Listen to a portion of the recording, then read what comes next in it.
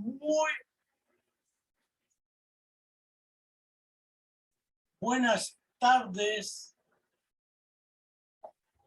Tengan nuestros seguidores, oidores, miradores, bebedores, masticadores y regurgitadores de la comuna de La Palabra. Nuevamente, como cada semana,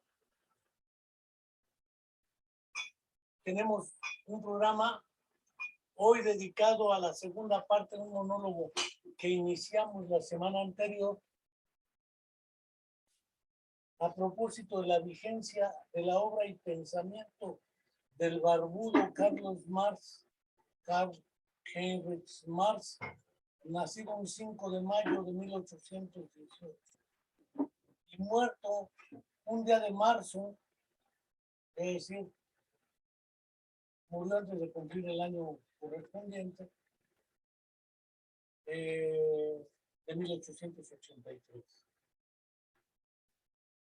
Abordamos en la primera parte de esta perorata una serie de ideas que vale la pena tener presentes a la hora de esta segunda fase del monólogo.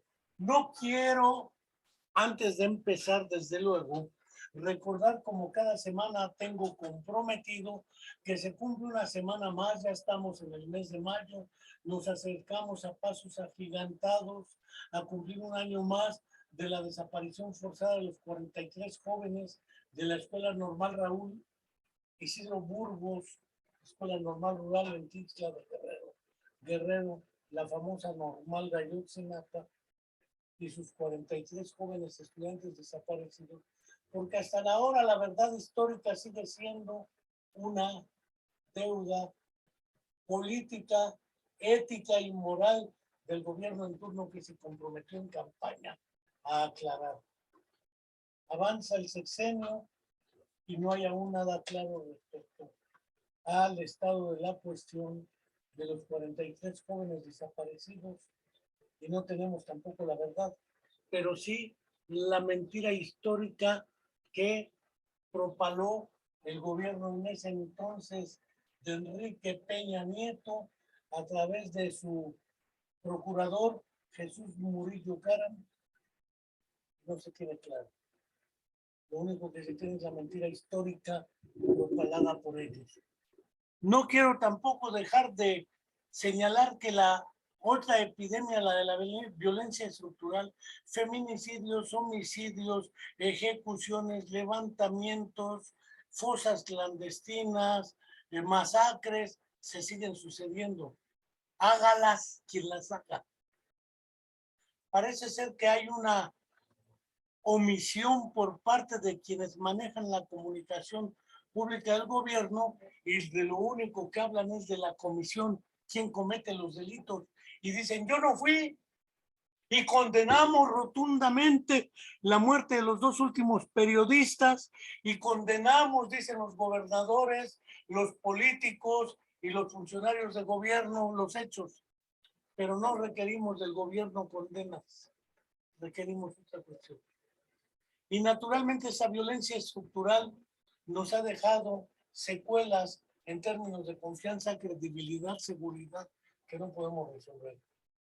En esta lógica de las desapariciones forzadas, aún sigue pendiendo en la desaparición de Viridiana Anaid, estudiante de nuestra Facultad de Psicología de la Universidad Autónoma del Estado de Morelos. Y no quiero dejar de enviarle un fraterno saludo a Angélica Rodríguez Conroy, a su mamá y a los hermanos de ella, y decirles que seguimos esperando la respuesta y sobre todo el cese, porque parece ser que al omitir la omisión, consideran que el único responsable de esta violencia es quien la comete, y es la delincuencia organizada. Un buen eufemismo, porque también la del Estado era organizada y sigue siendo organizada, pero es una violencia, dijeran algunos sociólogos, legítima del Estado. El problema sigue siendo que hablamos de comisión del delito, quien los comete, pero nunca de la omisión de responsabilidades. de quien debe administrar la justicia, la paz y, naturalmente, el brindar seguridad a la población. Y ya no digo de la colusión, porque hay quienes están coludidos desde las propias instancias de gobierno con estas prácticas. Ahí lo dejo. Dando continuidad a la primera parte de esta reflexión, trataré primero de hacer una síntesis sobre lo que planteamos explícitamente la parte anterior de esta perorata. Hube comenzado con la afirmación de que en la actualidad, para muchos sigue siendo objeto de discusión si las ideas de Karl Marx, a más de siglo y medio de haber sido expuestas, son vigentes y valiosas para interpretar nuestro mundo contemporáneo. Y sí, efectivamente lo son.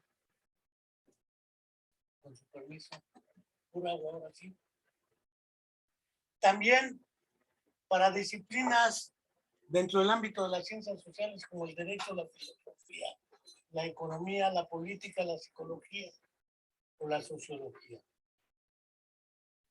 Subrayé también el hecho de que a raíz, y sobre todo a raíz de la caída del muro de Berlín, y con ello del bloque completo de países que conformaron el Pacto de Varsovia ya extinto, el Consejo de Ayuda Mutua Económica ya extinto, los países del socialismo realmente existente en Europa Oriental, es decir, las naciones que conformaron el bloque soviético, durante la última década del siglo pasado, del siglo XX, se propaló por el mundo la especie de que el socialismo, el comunismo y su sustento fundado en las ideas, pensamiento y obra de Karl Marx y Friedrich Engels, léase el marxismo, se hallaban liquidados históricamente y habían fracasado.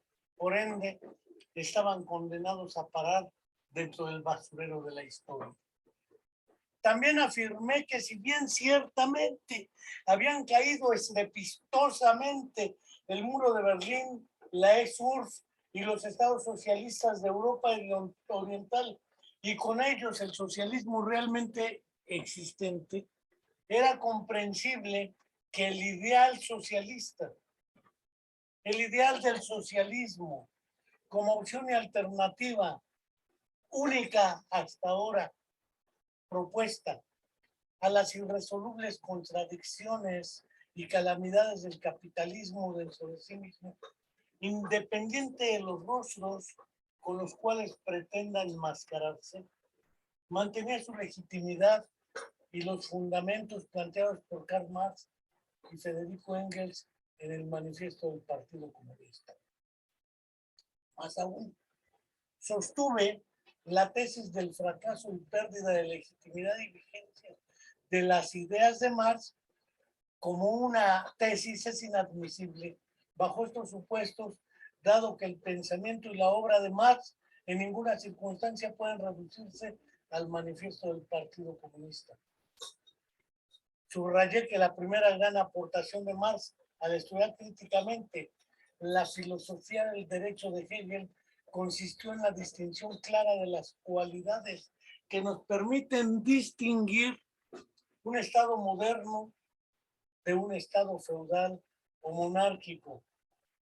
Finalmente, como punto de llegada de esa primera parte, la cual a su vez se torna en el punto de partida de esta, consistió en plantear el problema crucial bajo mi punto de vista.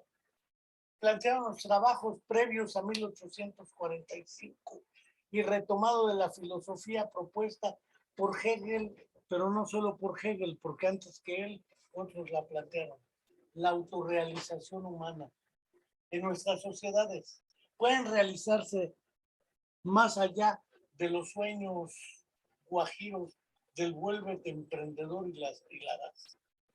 Cabe destacar aquí el hecho de que el concepto trascendental de autorrealización humana ocupa, por ejemplo, la cúspide de la pirámide de la esfera motivacional y de intereses del psicólogo Abraham Maslow, y representa la estructura motivacional y de intereses de la personalidad. Dicho de otra manera, una personalidad libre, crítica e independiente es posible en el capitalismo, y por lo tanto, al caer el socialismo realmente existente, se demostró que este no es el ideal socialista. La alternativa, valga esta introducción como punto de partida. Habiendo diferenciado los rasgos y características del Estado y la sociedad civil que ya comentamos, y como David Leopold en El joven Marx plantea, para Hegel, el individualismo específico de la modernidad, hablo de Hegel, no de Marx, que se desarrolla en la sociedad civil, presenta tres dimensiones esenciales. Los individuos o las personas modernas o los ciudadanos dan cuenta de que tienen intereses particulares, diferentes tanto de los intereses particulares de los otros que no son ellos, y naturalmente como del bien de una comunidad entera. Es decir, son intereses individuales. Además, dice Hegel, son personas que poseen derechos individuales a la propiedad, entre otros, y son sujetos, fuentes independientes de evaluación moral, que obtienen valor y capacidad de comprensión al actuar de tal modo que su conciencia personal, sus propósitos y su forma de pensar quedan reflejadas en su actuar. Atentamente, Hegel, que no Marx. Los que empezaron a difundir la especie del fin de la historia, Francis Fukuyama, por ejemplo, no incluyen en su perorata los planteamientos de Hegel. Por lo tanto, esto que dice Hegel sigue siendo vigente. De hecho, este es uno de los rasgos claves que supone que diferencia la ciudadanía moderna de la antigua, dice Hegel. En nuestros estados modernos, insiste Hegel, los ciudadanos participan de forma limitada en el negocio universal del Estado, porque hay una contradicción entre Estado y sociedad civil. Los ciudadanos, cuando mucho, se limitan a pagar impuestos, sino de qué carajos vive el Estado, a involucrarse en debates públicos, más ahora a través de las redes, y de forma restringida a votar para elegir a los representantes que serán enviados a una asamblea estatal que ejerce una influencia muy limitada sobre la legislación y el desarrollo de la sociedad. Lo dice Hegel en la filosofía del derecho. En fin, tanto los ciudadanos del Estado hegeliano como los modernos, además de tener escasas oportunidades de participación, nuestra participación consiste en votar o ser consultados. Las decisiones les tocan a los otros. Y los otros nos dicen, yo te escuché, pero era irrelevante lo que me dijiste. Cuando lo dicen, cuando no simple y llanamente deciden, y jodámonos los otros. Cuando se tienen esas oportunidades, participamos como individuos motivados por intereses personales o particulares. Por eso andamos como gatos y perros en un costal, peleándonos los unos con los otros, porque respondemos a nuestros intereses, no a los colectivos. No como miembros de una comunidad interesada por el bien común, sino como individuos con intereses particulares. En ese sentido, ahora sí el barbudo Karl Marx reconoce el acierto de Hegel al haber introducido las categorías de conciencia, autoconciencia, además de diferenciar claramente la alienación objetiva de la alienación subjetiva en la ciudadanía en los estados modernos o dentro de la sociedad civil, donde creemos que somos libres, pero no lo somos. Y no tenemos conciencia de esa alienación. Por eso hablamos de alienación objetiva o Hegel. Cuando el sujeto de la actividad toma conciencia de ello, hablamos de una alienación subjetiva, porque entonces se da cuenta que puede transformar su condición. Y se puede superar la alienación, según dice Hegel. ¿Cómo? Es decir, que la alienación dejará de existir, según Hegel, cuando el mundo social favorezca objetivamente la autorrealización de los individuos.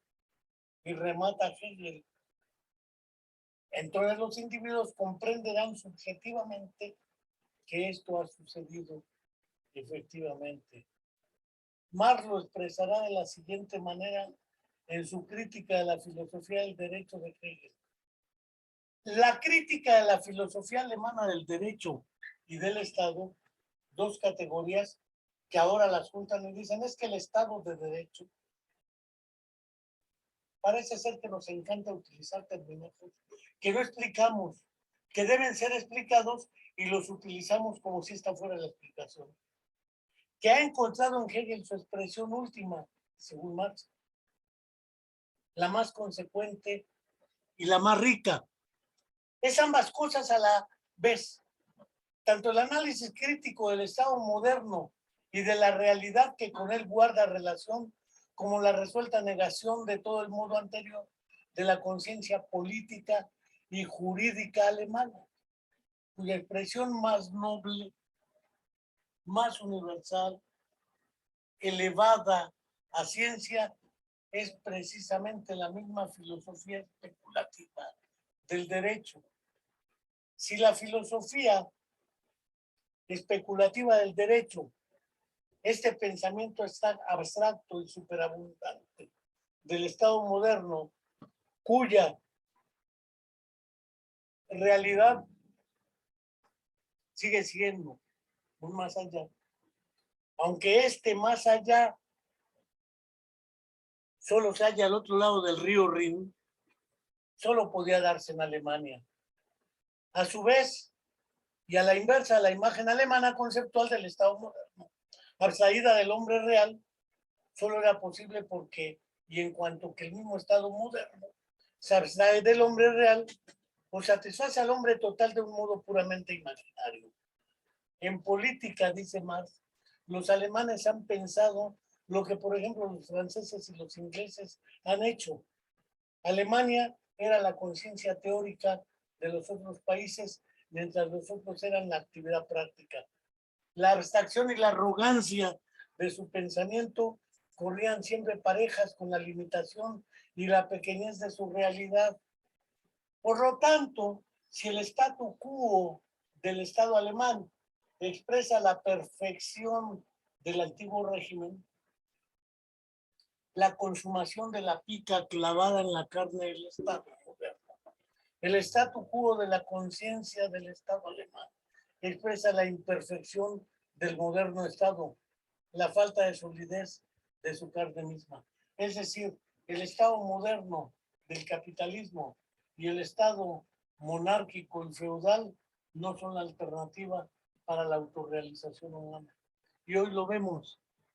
Ya no digamos la autorrealización, para no morir en el intento por una bala que aparece por ahí, en un secuestro, en una violación, en un feminicidio, etc.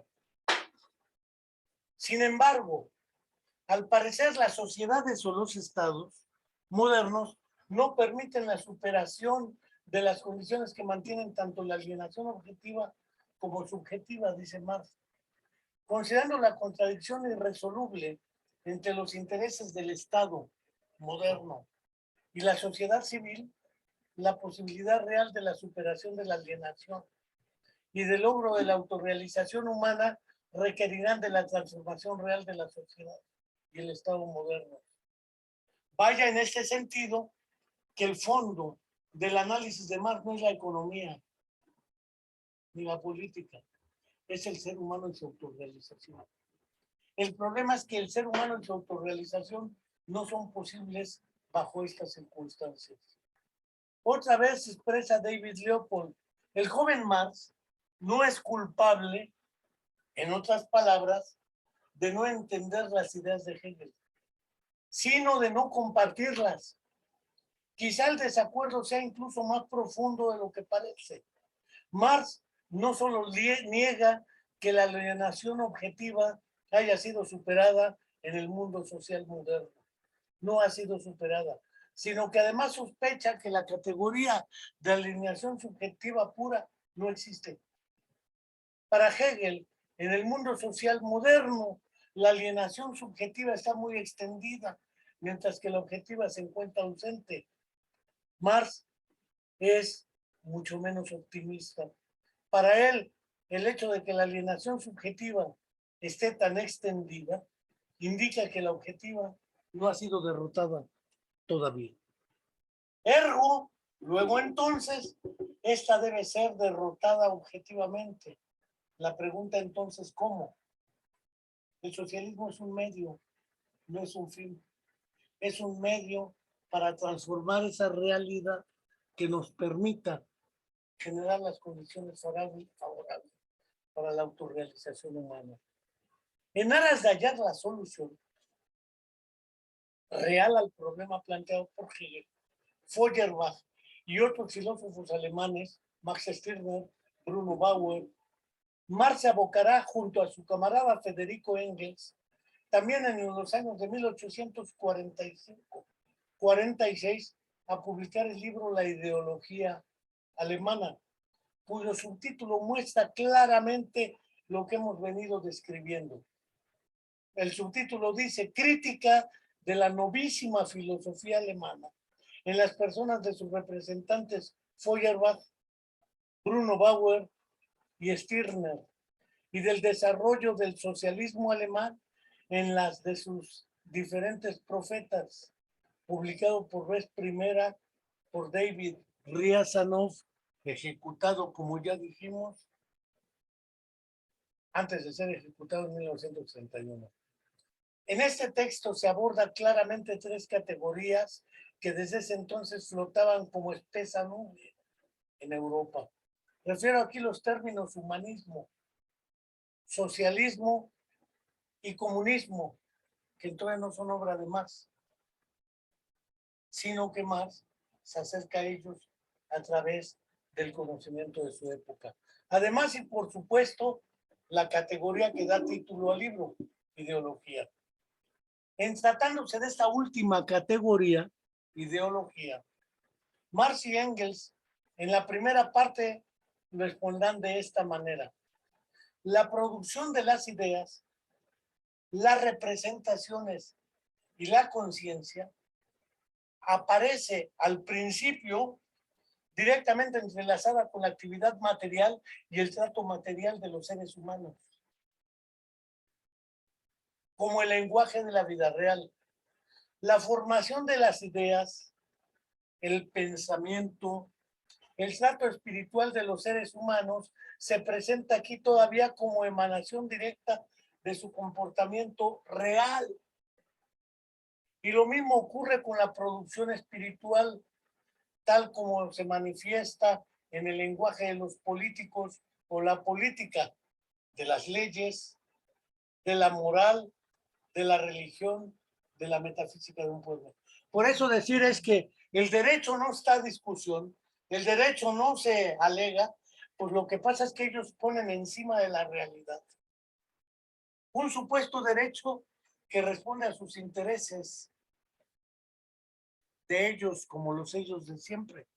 Mientras nosotros que no somos ellos, sufrimos las consecuencias.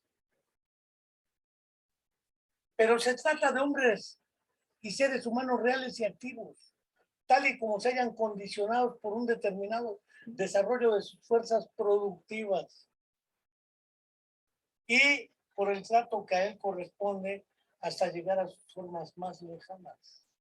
La conciencia, en alemán, das Bewusstsein, jamás pudo ser otra cosa que el ser consciente. Das Bewusste sein, del verbo ser. Y el ser de los seres humanos es un proceso de vida real o no lo es. Si yo creo que estoy a todo dar, aunque esté en la miseria, vivo como si estuviera a todo dar, pero no estoy a todo dar. Y si en toda la ideología los hombres y sus relaciones aparecen invertidos como en la cámara oscura, este fenómeno proviene igualmente de su proceso histórico de vida. Es decir, la alienación no está fuera de sus condiciones de vida, como la inversión de los objetos al proyectarse sobre la retina de los ojos, proviene de su proceso de vida directamente físico. Marx y Engels, la ideología alemana, Feuerbach, oposición entre las concepciones materialista e idealista, primer capítulo. Como se apreciará claramente, el trayecto desde la filosofía, la crítica a la filosofía del derecho de Hegel de 1844 hacia el manifiesto del Partido Comunista de 1848 no obedece a una ruptura epistemológica entre el Marx maduro y el Marx joven, como planteó Luz Althusser. Más bien mantiene una línea de conducción centrada en la autorrealización humana y en la superación de la alienación dentro de las condiciones materiales, feas e históricas de existencia de los seres humanos, idea que se hace explícita en el libro de la ideología alemana de 1845 y 1846, desde su capítulo primero.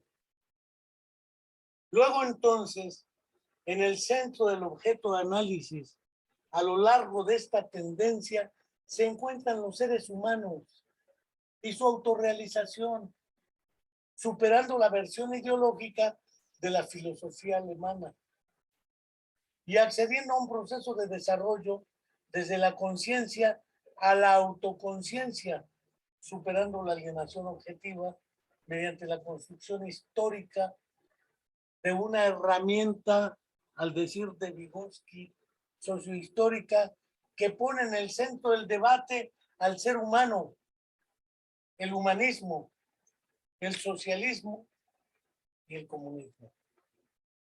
El manifiesto del Partido Comunista de 1848, en el inicio del propio texto, aparecen estas expresiones que resumen la trayectoria que he descrito en el apartado anterior. Un espectro se cierne sobre Europa, o un fantasma, decía, el espectro del comunismo. Contra este espectro se han conjurado en santa jauría todas las potencias de la vieja Europa. Hoy también acusan de comunista al que de comunista nada tiene. El Papa y el zar, Metternich y Guizot, los radicales franceses y los polizontes alemanes, no hay un solo partido de oposición a quien los adversarios gobernantes no motejen de comunista. Ni un solo partido de oposición que no lance al rostro de las oposiciones más avanzadas lo mismo que a los enemigos reaccionarios, la acusación estigmatizante de comunistas. En el prólogo que firma Friedrich Engels en la edición alemana de 1883, expone de manera clara el propósito del manifiesto. La idea central que inspira todo el manifiesto, a saber, que el régimen económico de la producción y estructura social que de él se deriva necesariamente en cada época histórica, constituye la base sobre la cual se asienta la historia política e intelectual de esa época. Y que por tanto, toda la historia de la sociedad, una vez disuelto el primitivo régimen de la comunidad del suelo, como vemos hoy las comunidades originarias y rurales, siguen peleando la cuestión del suelo, que es crucial. Disuelto ese régimen, es una historia de lucha de clases entre clases explotadoras y explotadas, dominantes y dominadas, a tono con las diferentes fases del proceso social, hasta llegar a la fase presente, que la clase explotada y oprimida, el proletariado, no puede ya emanciparse de la clase que la explota y la oprime, de la burguesía, sin emancipar para siempre a la sociedad entera de la opresión, la explotación y las luchas de clases. Esta idea cardinal fue fruto personal y exclusivo de Marx. Asimismo, en el prólogo firmado por Marx y Engels a la edición alemana de 1872, expresan categóricamente: por mucho que durante los últimos 25 años hayan cambiado las circunstancias, los principios generales desarrollados en este manifiesto siguen siendo sustancialmente exactos. Solo tendría que retocarse algún otro detalle. Ya el propio manifiesto, dicen, advierte que la aplicación práctica de estos principios dependerá en todas partes y en todo tiempo de las circunstancias históricas existentes. Por lo tanto, hoy dependerá de nuestras condiciones cómo se impulse dicho proyecto. Huelga o resta, asimismo, decir que la crítica a la literatura socialista presenta hoy lagunas, ya que solo llega hasta, dijera Marx, 1847. Pero si decimos nosotros, hasta 1989-90. Como podemos apreciar, tanto Marx como Engels eran conscientes de los alcances, límites y legitimidad de los principios subyacentes a la obra misma. Hoy mismo, en este año 2022, más de 150 años después, escuchamos como si fueran novísimas expresiones las precauciones sugeridas por los autores del manifiesto, que no son las mismas condiciones, que ya pasó mucho tiempo. Ellos también nos dijeron. Y más aún, las profieren como sentencias o epitafios que se proponen mandar al cementerio de las osamentas o las cenizas los principios que gozan de cabal salud, confundiéndolos con los contextos adyacentes de otras épocas históricas. Debemos también considerar que desde los manuscritos económicos filosóficos de 1844, Marx apuntaba clara y nítidamente el asunto de las condiciones de vida de los obreros al valorar la cuestión del salario, la antítesis de capital y trabajo, la propiedad privada y el trabajo, y desde luego el trabajo enajenado. Elementos de juicio que sustentan las premisas esenciales del manifiesto del Partido Comunista. Nada que ver con una ruptura epistemológica. Un poco más allá del análisis político-económico de la relación entre capital y trabajo, fundamentado en los aportes de la economía clásica inglesa, Adam Smith y David Ricardo, que se perciben claramente en el manifiesto del Partido Comunista, en los manuscritos económicos y filosóficos de 1844, desbroza el fenómeno trascendente del trabajo enajenado como un fenómeno que tiende a la deshumanización del obrero, a su conversión en una pieza más de la producción capitalista, es decir, a la alienación, enajenación, condición que muestra muy claramente el gran Charles Chaplin en su enorme película Tiempos Modernos. Marx lo expresará de este modo en el texto que comentamos ahora. Hemos partido de los presupuestos de la economía política. Hemos aceptado su terminología y sus leyes. Damos por supuestas la propiedad privada, la separación del trabajo, capital y tierra, y la del salario, beneficio del capital y renta de la tierra. Admitimos la división del trabajo, la competencia, el concepto de valor de cambio, etc. Con la misma economía política, con sus mismas palabras, miserables de todas las mercancías. Hemos demostrado que el trabajador queda rebajado a mercancía. Reitero, a la más miserable de todas las mercancías. Que la miseria del obrero está en razón inversa a la potencia y magnitud de su producción, que el resultado necesario de la competencia es la acumulación del capital en pocas manos, punto que trabaja en el tomo 1 del capital en la parte que se conoce como la acumulación originaria. Es decir, la más terrible reconstitución de los monopolios que, por último, desaparece la diferencia entre capitalistas y terratenientes, entre campesino y obrero fabril, y la sociedad toda ha de quedar dividida en dos clases: la clase de los propietarios y la de los obreros desposeídos. La economía política parte del hecho de la propiedad privada, pero no la explica. Capta el proceso material de la propiedad privada, que ésta recorre en la realidad con fórmulas abstractas y generales, a las que luego presta valor de ley. No comprende estas leyes, es decir, no prueba cómo proceden de la esencia de la propiedad privada. La economía política no nos proporciona ninguna explicación sobre el fundamento de la división del trabajo y capital, de capital y tierra. Cuando determina, por ejemplo, la relación entre beneficio del capital y salario, acepta como fundamento último el interés del capitalista. En otras palabras, parte de aquello que debiera explicar. Otro tanto ocurre con la competencia, explicada siempre por circunstancias externas. Es decir, nos dicen, es que es el mercado. ¿Y quién es el mercado?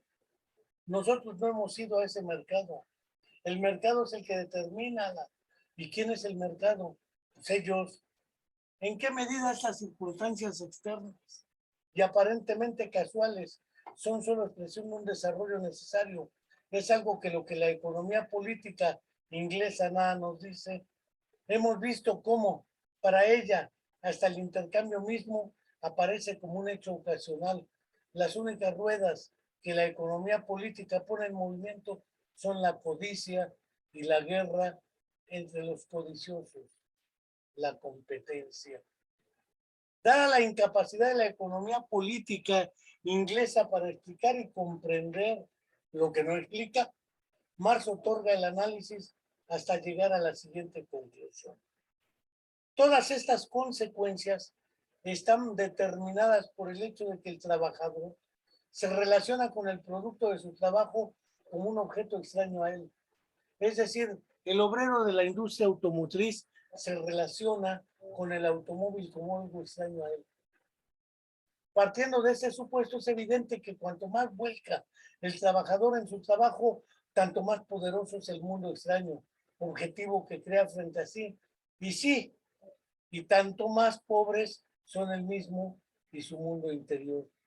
Tanto menos dueño de sí mismo es. Lo mismo sucede en la religión. Cuando más pone el hombre en Dios, tanto menos guarda en sí mismo. El trabajador pone su vida en el objeto, el salario, pero a partir de entonces ya no le pertenece a él, sino al salario. Cuanto mayor es la actividad, tanto más carece de objetos el trabajador.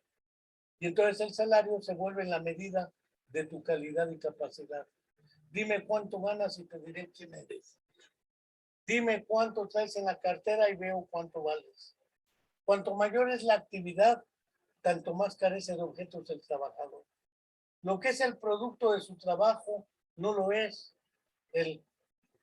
Cuanto mayor es, pues, este producto, tanto más insignificante es el trabajador.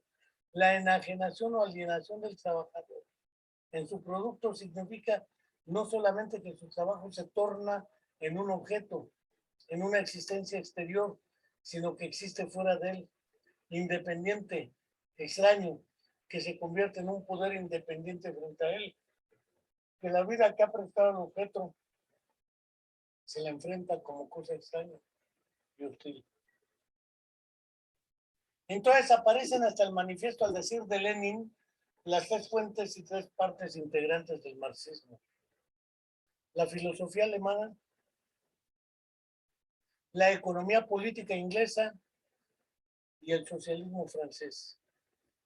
No tengo duda de que hay una continuidad y un desarrollo integrador de las ideas y experiencias en un proyecto que sigue siendo vigente a la luz de la incapacidad histórica del modo de producción capitalista, independientemente de los ajustes con rostro humano con los cuales se pretenda maquillar, de permitir el desarrollo fuera de las relaciones de dominio, subordinación y superando la explotación del ser humano, así como su alienación objetiva y subjetiva.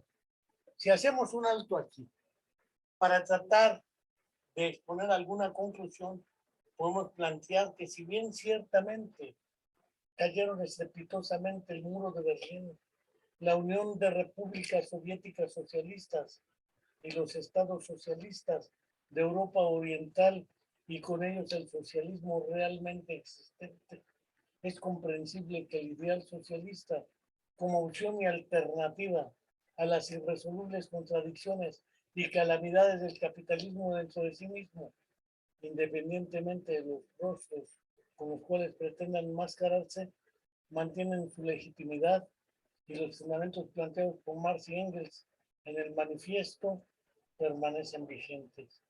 Otra ocasión, no hoy porque ello nos demandaría otro nivel de análisis, el enorme trabajo del Capital en 3 tomos.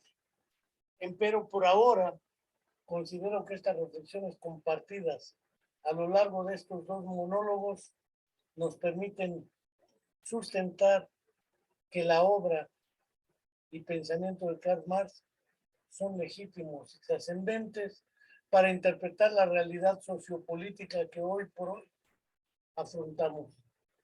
Hasta la próxima y muchas gracias.